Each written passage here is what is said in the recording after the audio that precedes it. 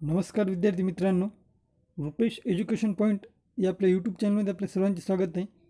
तर आपण इयत्ता 12वीमधील राज्यशास्त्राचा दुसरा धडा जो की ज्याचे नाव आहे की जागतिकीकरण, तो आपण पाहत आहोत. आणि या पाठाचा आपला हा दुसरा व्हिडिओ आहे. पहिलाच व्हिडिओ तुम्ही पाहिला नसेल, पहिला भाग जर पाहिला नसेल तर त्याची जी लिंक आहे ते आपल्या डिस्क्रिप्शन बॉक्समध्ये दिलेली आहे. हा या पाठाचा दुसरा व्हिडिओ आहे. आपण व्हिडिओला सुरुवात करू. चॅनलला सबस्क्राईब केलं नसेल तर चॅनलला सबस्क्राईब करा आणि हा व्हिडिओ जास्तीत जास्त शेअर करा. 1948पासून आंतरराष्ट्रीय व्यापाराचे नियम हे गॅट जो होता करार, त्या गॅट कराराअंतर्गत आखले जात होते. आणि गॅट ही काही संघटना नव्हती, तो एक व्यापारासंबंधी राष्ट्रादरम्यान केलेला एक करार होता. हा जो गॅट होता तो काही संघटना नव्हती एखादी, तो एक राष्ट्रादरम्यान एक करार होता. व्यापारासंबंधी जे काही व्यापार दोन देशांमध्ये होईल त्यासाठी हा करार करण्यात आला होता आणि या करारांतर्गत व्यापार होत असे. नंतर मग 1995मध्ये गॅटच्या जागी जागतिक व्यापार संघटना म्हणजेच वर्ल्ड ट्रेड ऑर्गनायझेशनची निर्मिती केली. आयातीवरील शुल्क आणि इतर कर रद्द करून जागतिक पातळीवर व्यापार मुक्त करण्यासाठी राष्ट्रांना प्रोत्साहन देणे हे या संघटनेचे कार्य होते. आणि ही काही जागतिक व्यापार संघटना म्हणजे WTO वर्ल्ड ट्रेड ऑर्गनायझेशन जी संघटना आहे त्याचं जे मुख्य कार्य होतं, आणि या संघटनेचे मुख्य कार्य होतं ते असे होते की आंतरराष्ट्रीय व्यापारासंबंधी असलेल्या नियमांच्या पालनावर लक्ष ठेवणारी ही एकमेव संघटना आहे. आणि संघटना जे काही व्यापार होत होता जे दोन देशामध्ये किंवा विविध देशामध्ये, त्या व्यापारावर जे लक्ष ठेवण्याचं कार्य होतं ते WTOचे आहे. आणि ही संघटना आणि ही संघटना जी होती ती मुक्त व्यापारासंबंधी जे काही देशामध्ये जो व्यवहार होता त्याविषयी ही संघटना तयार करण्यात आली होती. मुक्त व्यापार जो आहे त्यासाठी प्रोत्साहन देणे, देशादरम्यानच्या व्यापारासंबंधी विवाद सोडवणे, जो काही वाद असतो दोन देशांमध्ये, जो की व्यापारासंबंधी जे की देशामध्ये होत असतो ते वाद सोडून, विवाद जो असतो तो सोडवणे, हे या संघटनेचं कार्य होतं. आणि देशादरम्यान व्यापाराबाबत बोलणी घडवून आणणे, दोन देशादरम्यान व्यापारासंबंधी जे काही बोलणी असते, जी मध्यस्थाची भूमिका असते, ते WTO हे करण्याचं कार्य करत असते. आणि त्यामध्येच आपण आता गट ब त्यामध्ये जो आहे त्याविषयी माहीत पाहू. व्यापार हा साधारण वस्तूंचा केला जातो, जे की आपल्याला माहिती आहे. व्यापार हा साधारण एक वस्तूंचा केला जातो. त्यामध्ये लोखंड, कोळसा, खनिज तेल यासारख्या वस्तूंचा असू शकतो, किंवा मग ते फळे, फुले, बियाणे यासारख्या नाशवंत वस्तूंचा असू शकतो. आणि जो लोखंड, दगडी कोळसा जो असतो, खनिज तेल यांचा व्यापार असतो. आणि जे फळ, फूल, बियाणे जे असते, ज्या नाशवंत वस्तू, ज्या की काही कालावधीनंतर त्या वस्तू ज्या आहेत त्या नाश होऊ शकतात, अशा वस्तूंचा सुद्धा व्यापार केला जातो. आणि 1990च्या दशकात व्यापार हा संकल्पनेला अधिक स्वरूप प्राप्त दिले गेले. त्या सेवा क्षेत्राची भर घातली गेली. आणि 1990च्या नंतर व्यापारामध्ये एक नवीन क्षेत्र आलं, ते म्हणजे सेवा क्षेत्र. सेवा क्षेत्र म्हणजेच त्या सेवा क्षेत्रामध्ये बँक सेवा, विमा यासारख्या सेवा देखील एक व्यापाराचाच भाग झाल्या. आणि आज आपण त्याही पुढे जाऊन बौद्धिक संपदेच्या बाबत बोलतो. बौद्धिक संपदेचं आहे आज आपण जे आहे पुढे एक अगोदर देशामध्ये व्यापार होत असे, आणि नंतर 1990च्या सुमारास सेवा क्षेत्राचा समावेश झाला. आणि त्यानंतर सध्याचं पाहिलं तर सध्या आपण बौद्धिक संपदा आहे त्याविषयी बोलतो. यात बौद्धिक संपदेमध्ये कॉपीराईट, ट्रेडमार्क, पेटंट यासारख्या गोष्टींचा समावेश होतो. पेटंट हा 20 वर्षांसाठी एखाद्या वस्तूला दिला जातो. एखादी वस्तू आपण बनवली, त्यानंतर त्या वस्तूचा जो पेटंट आहे तो 20 वर्ष तो पेटंट आपल्याला दिला जातो. म्हणजे की ती वस्तू 20 वर्षापर्यंत आपण तयार करू शकतो, त्याची कॉपी कोणी करू शकत नसते. तो पेटंट असतो 20 वर्षासाठी. आणि ते कॉपीराईट दिलेले आहे, जे की आपण जे अधिकार असतात ते आपण जी एखादी वस्तू, जर एखादी पुस्तक लिहिले तर त्याचे जे अधिकार असतात ते आपल्याकडे सर्व असतात, त्याची कॉपी कोणी करू शकत नाही. आणि कॉपीराईट हा लोगो आहे. हे ट्रेडमार्क दिलेले, त्यामध्ये अमूल कंपनीविषयी दिलेलं आहे. अमूल म्हणजेच आनंद मिल्क युनियन लिमिटेड असं याचा फुल फॉर्म आहे अमूल कंपनीचा. आणि ही गुजरातमधली कंपनी आहे. गुजरातमध्ये इथं या कंपनीचं हेडक्वार्टर आहे. आणि इथे आपण पाहू की व्यापाराबाबत आणखी एक महत्त्वाचा बदल हा कंटेनर कार्गोद्वारे झाला आहे. जे इथे फोटोमध्ये दिले कंटेनर कार्गो, त्यामुळे एक व्यापारात महत्त्वाचा बदल झाला आहे.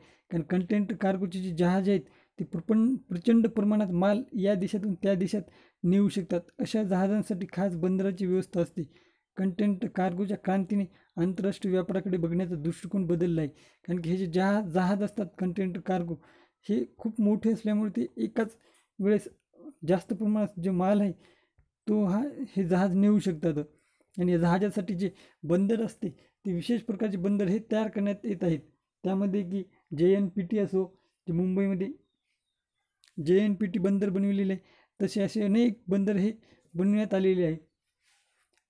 आणि त्या बंदरामार्फत हे कार्गो जहाज तिथे येत असतात आणि त्याने कंटेनर मार्गे हा माल तिकडे या कंटेनर कार्गोद्वारे नेल्या जात असतो. आणि यामुळे मोठ्या प्रमाणामध्ये जो आयात निर्यात जो होत आहे त्यामध्ये याचा एक महत्त्वाचा हिस्सा आहे की यामध्ये आपण जास्त प्रमाणात माल देशात पाठवू शकतो. इथे माहिती आहे का, त्यामध्ये दिलं की general agreement on trade in service, आणि हे जे आहे ते 1995मध्ये जागतिक व्यापार संघटनेअंतर्गत म्हणजे WTO अंतर्गत हा करार केला गेला. वस्तूंच्या बहुपक्षीय पातळीवर महत्त्वाचे नियोजन गॅटमार्फत केले जात असे. त्याच प्रकारे नियोजन करण्यासाठी सेवा क्षेत्राला यात समाविष्ट केले आहे.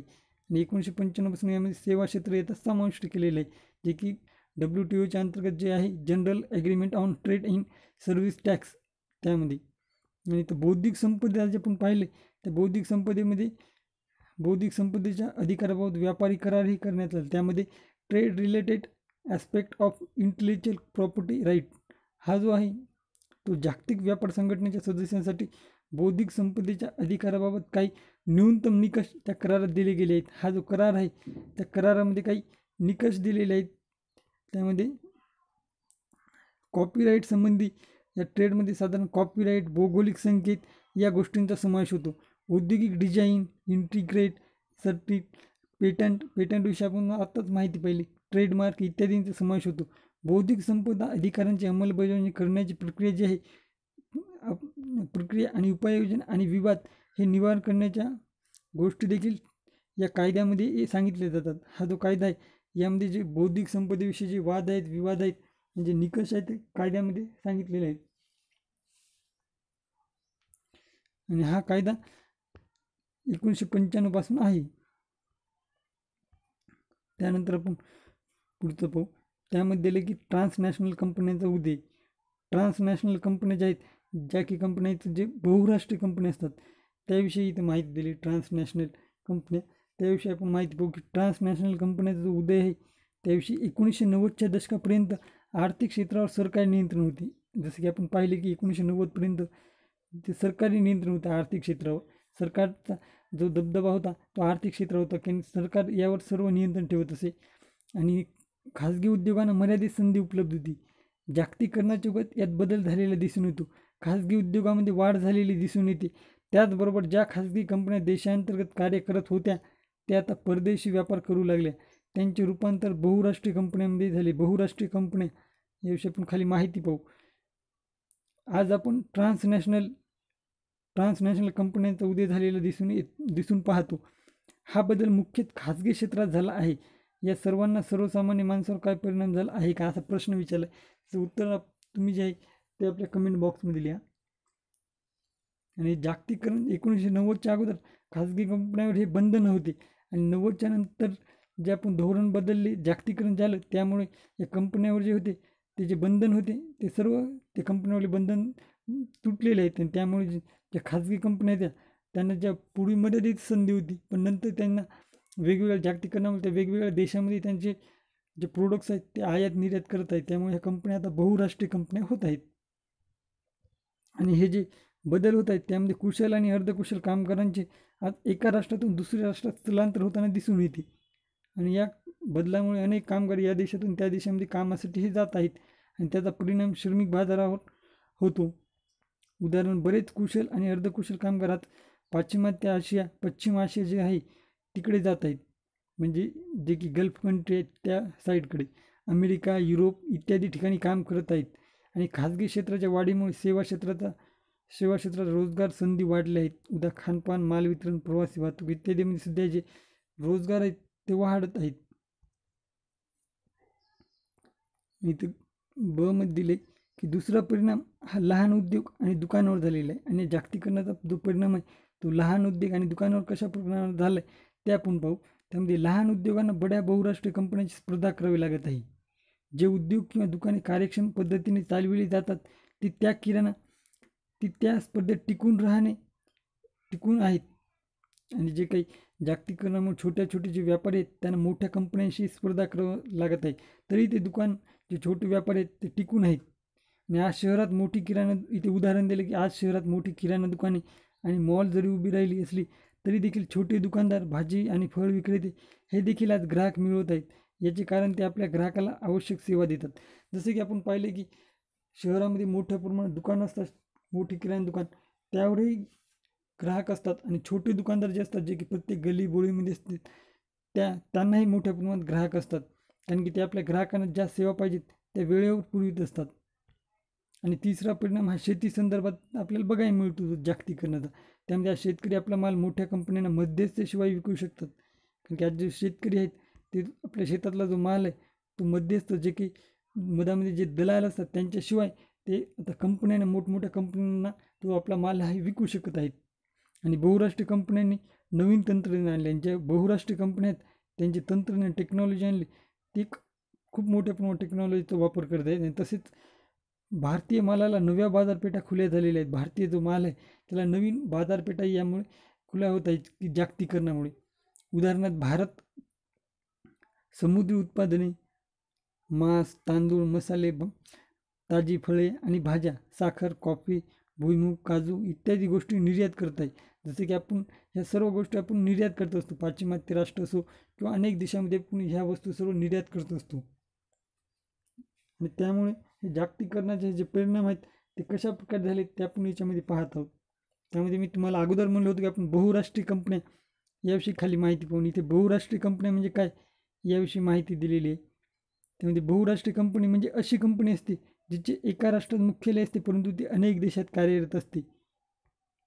काही भारतीय बहुराष्ट्रीय कंपन्या दिलेल्या आहेत. म्हणजे बहुराष्ट्रीय कंपनीमध्ये एखादी अशी कंपनी जिचं जे मुख्यालय आहे ते उदाहरणार्थ कुठल्याही एका देशात, जसं की एखाद्या कंपनीचं मुख्यालय भारतामध्ये आहे आणि ती जी कंपनी आहे ती वेगवेगळ्या देशांमध्ये असे कार्य करते तर त्यांना आपण बहुराष्ट्रीय कंपन्या म्हणतो. जसे की बजाज कंपनी, डाबर, ONGC, आदित्य बिर्ला, अमूल, जे की आपण अगोदर पाहिले अमूल दूध पिता आहे इंडिया, जे की तुम्हाला आठवत तुम्ही ऐकले असेल, गोदरेज आणि विप्रो ही कंपनी.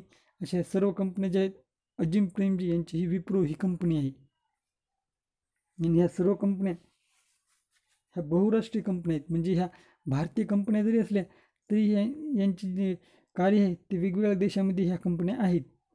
या सर्व देशामध्ये ते त्यांचे प्रोडक्ट्स विकतात आणि तिथेही या कंपन्यांची जी कंपन्या आहेत तिथेही आहेत या. आणि त्याच्यानंतर ट्रान्सनॅशनल कॉर्पोरेशन म्हणजे काय त्याविषयी आपण माहिती पाहू. आणि ट्रान्सनॅशनल कॉर्पोरेशन म्हणजे ह्या बहुराष्ट्रीय कंपन्यांचा एक प्रकार आहे. बहुराष्ट्रीय कंपन्या जसं वेगवेगळ्या देशांमध्ये आहेत तसंच हा एक प्रकार आहे.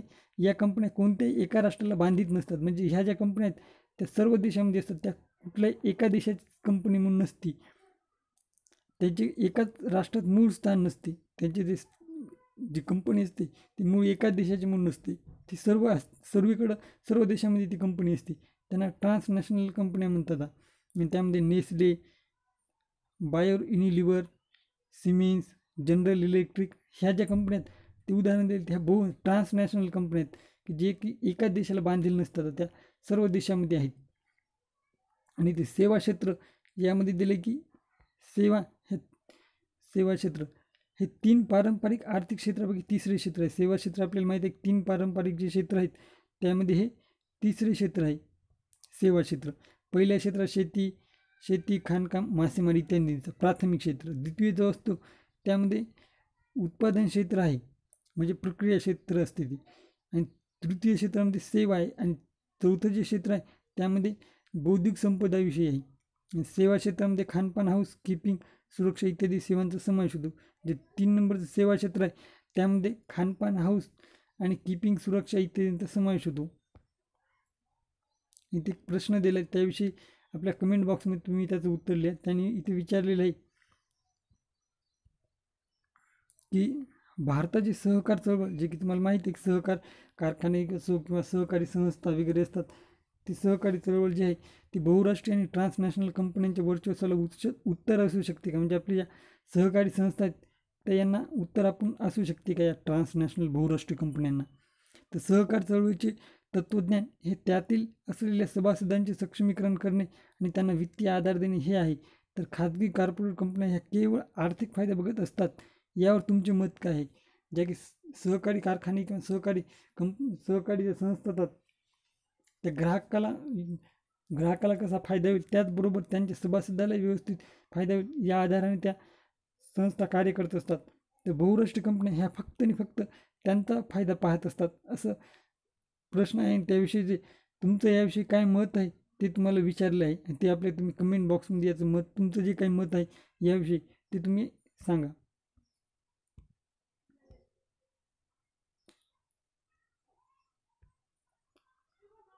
आणि चर्चाक्रमामध्ये भारतीय कृषी क्षेत्रावर विशेषतः लहान शेतकऱ्यांवर जागतिकीकरणाचा काय प्रभाव पडला आहे हे तुम्हाला लिहायचं आहे. आणि समोरचा जो काही राजकीय क्षेत्र ते आपण पुढच्या व्हिडिओमध्ये पाहणार आहोत मित्रांनो. तर व्हिडिओला लाईक करा, आणि हा क्लास जो आहे तो जास्तीत जास्त शेअर करा, आणि चॅनल सबस्क्राईब केलं नसेल तर चॅनल सबस्क्राईब करा. Okay, good bye. पुढच्या व्हिडिओमध्ये आपण नक्की भेटू.